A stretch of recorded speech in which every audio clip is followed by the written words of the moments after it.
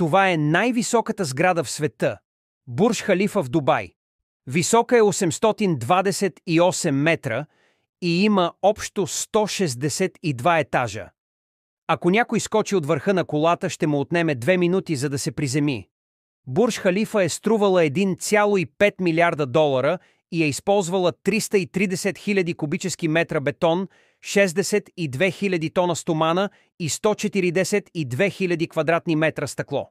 Вътрешните съоръжения включват луксозни апартаменти, бутици, басейни, спа-центрове и луксозни бизнес-апартаменти.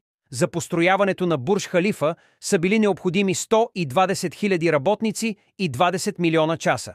Сградата е оборудвана с 56 асансьора, които са най-бързите и най-високи асансьори в света, със скорост до 17,4 метра в секунда и са необходими само 48 секунди, за да се стигне от първия етаж до последния етаж. Бурдж Халифа може да побере до 35 000 души, еквивалентно на населението на малък град. А вие бихте ли отишли там? Напишете в коментарите. Не забравяйте да се абонирате, харесате и споделите видеото.